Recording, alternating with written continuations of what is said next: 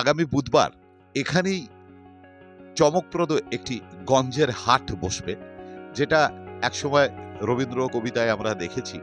হাট বসেছে শুক্রবারে বক্সিগঞ্জে পদ্মাপাড়ে। তাই এবার ভদ্রেশ্বরের তটিনী আর শ্রীমানী ঘাটে বসবে এরকমই একটা বেশ গঞ্জের হাট। আপনারা এখানে কতগুলো কিরকম ব্যবস্থা করছেন, কতজন বসতে পারবেন, বা হাট কতক্ষণ চলবে, এটা যদি একটু কাইন্ডলি বলেন।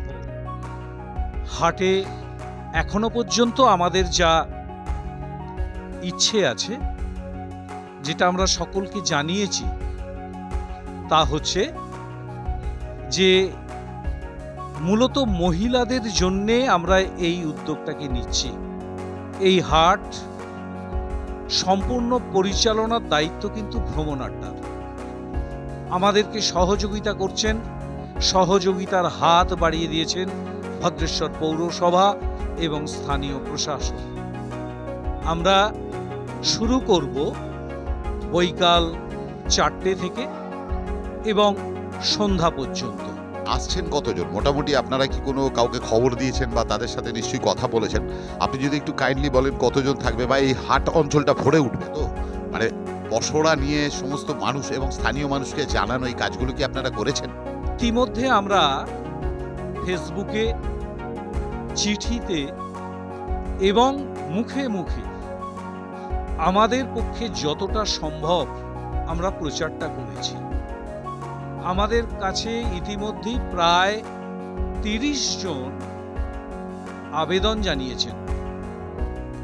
আমরা প্রত্যেককে বলেছি যে আপনি আপনার পসরা নিয়ে আসুন, আমরা পরিচালনা করছি। এটা যেমন ঠিক তেমনি এটাও ঠিক যে আমাদেরকে আপনাদের কোনো রকম অর্থ দিতে হবে না। আপনার জিনিস আপনি হাটে নিয়ে বসবেন, আপনি বিক্রি করবেন এবং বিক্রয়লব্ধ যা কিছু সেটা আবার আপনি আপনার নিজের ঘরে ফিরিয়ে নিয়ে যাবেন। এখানে পুরসভাকে কি আপনাদের কোনো টাকা পয়সা দিতে হবে, বা যদি লাইটের প্রয়োজন হয়, যদি সন্ধ্যা হয়ে যায়, তখন সেক্ষেত্রে কি করবেন? এটা কি ফিক্সড টাইমের হবে, বা পুরসভা আপনাদের থেকে কোনো পয়সা নেই? যে পুরসভা তাদের সম্পূর্ণ সহযোগিতা নিয়ে আমাদের পাশে দাঁড়িয়েছেন, এখানে আমাদেরকে কোনো পয়সা দিতে হবে না।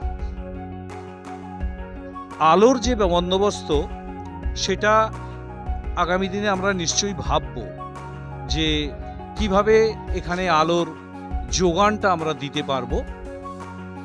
এই চেষ্টা আমাদের থাকবে অবশ্যই, কারণ এটা একটা অত্যাবশ্যকীয় ব্যাপার। আর দ্বিতীয়ত আমি আবারও বলছি যে স্থানীয় প্রশাসন এবং পৌরসভা তাদের সম্পূর্ণ সহযোগিতা নিয়ে আমাদের পাশে দাঁড়িয়েছে। আর একটা বিষয় একটু বলে নিই, সেটা হচ্ছে আমরা প্রথম দিন যে কাজটা করতে চলেছি সেটা হচ্ছে এই জায়গায় আমরা উপস্থিত করার চেষ্টা করব ভদ্রেশ্বর প্রাচীন গঞ্জের যে সমস্ত ব্যবসায়ী পরিবার ছিলেন, তাদের পরিবারের কোনো না কোনো প্রজন্মকে এখানে এনে দাঁড় করানোর, তাদের সামনে তুলে ধরা আমাদের এই প্রকল্পকে, যে আমরা এই চেষ্টাটা করছি। পুরনো স্মৃতি আপনারা বাড়িতে গেলে অন্যান্যদের সাথে কথা বলে সেই স্মৃতির পাতা আপনারা উল্টে নেবেন, আমাদের পাশে এসে দাঁড়াবেন। সত্যবাবু, আমি একটু জানতে চাইছিলাম যে এই বেলায় কি ধরনের পসরা থাকবে? হ্যাঁ, মূলত আমরা 4টে ভাগে ভাগ করেছি। একটা হচ্ছে পোশাক, দ্বিতীয়ত হচ্ছে গহনা। সাধারণভাবে গহনা বলতে আমরা যেটা বুঝি, মেয়েরা যে চুড়ি, হার, কানের দুল, যেগুলো তারা কেনে ব্যবহার করে, সেই রকম। তৃতীয়ত হচ্ছে যে আমরা চেষ্টা করছি চাষিদেরকে বলতে যে আপনি আপনার বাড়ির অর্গানিক কোনো ফসল যদি আপনার থাকে, বিশেষত পাকা ফল, কলা, পেঁপে, এই জাতীয় খাবার, যেখানে কিন্তু কোনো রাসায়নিক মেশানো নেই, এই ধরনের খাবার আপনারা এনে এই হাটে বসতে পারেন।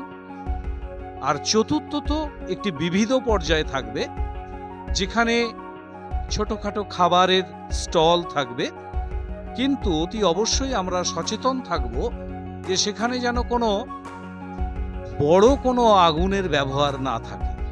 চা বিক্রি বা বাদাম ভাজা বিক্রি বা পাঁপড় ভাজা বিক্রি এটুকু হতেই পারে, কিন্তু খুব বৃহৎ ক্ষেত্রে যেখানে আগুনের শিখা বড় হয়ে দেখা দেবে, আমরা কিন্তু সেই ধরনের কোনো কাজকে অ্যালাউ করব না। অজস্র ধন্যবাদ সত্যব্রত মুখোপাধ্যায়কে।